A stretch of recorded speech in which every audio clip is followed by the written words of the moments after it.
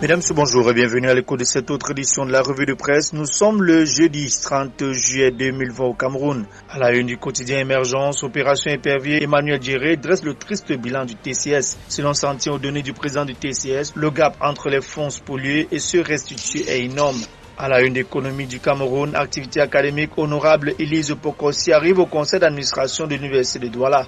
La députée RDPC Vouri Est devra avoir un regard plus proche dans la gestion de cette université d'État. L'honorable Elise Pokossi Ndoumbe Ndongo Moutome est appelée à prendre part au conseil d'administration de l'université d'État de Douala. Cette femme politique et actrice économique connaît bien cette institution universitaire qui a déjà reçu ses nombreux appuis. Le 3 juin 2020, en effet, elle y était pour offrir du matériel de lutte contre la pandémie du Covid-19. À la une de Le Messager, hépatite virale, près de 10 000 décès par an. Le Cameroun fait partie des 17 pays de la planète les plus touchés. À la une de Mutation, Franck Derlin et Yono Banga, touchés, écroulés. Âgé de 30 ans, le sous-préfet de Lokundji, en détention à la gendarmerie, voit sa vie basculer dans l'inconnu après son coup de feu mortel sur sa copine. À la une de Le Jour, Amadou Valmouké, 4 ans en prison sans jugement.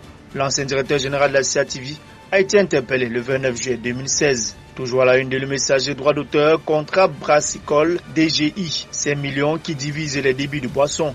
À l'origine, la gestion d'un contrat avec les banques et la qualité de certains membres de la direction du Sénénébok. À la une de l'économie du Cameroun, impact du Covid-19, l'économie camerounaise froissée à 97%. Le groupement interpatronal du Cameroun GICAM tire la sonnette d'alarme. La seconde enquête du groupement interpatronal du Cameroun, présentée à Douala le 23 juillet 2020, tous les créateurs de richesses de renom est présent au sein du premier patronat camerounais. L'heure est grave, la situation est hautement préoccupante, lance Kate Fotso, influente femme d'affaires à la parole rarissime. À la une du quotidien de l'économie, stock de sécurité, 200 000 tonnes de riz à importer pour le reste de l'année 2020. Cette décision du gouvernement suscite des commentaires au sein de l'opinion, surtout dans un contexte où l'on parle de la production et de la consommation locale.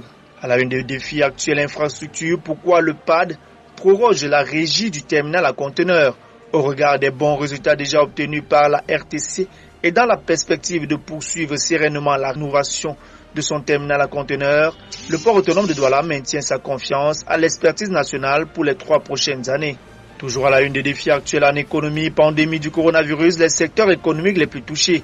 La crise sanitaire a déjà affecté 88,9% des entreprises de la branche hébergement et restauration, 80% des industries alimentaires, soit 11% des sociétés de services financiers et d'assurance, 70% des établissements d'information et de télécommunications et 66,7% pour ceux des transports. Et pour terminer en football, à la une de Le Jour, Union de Douala lance sa restructuration.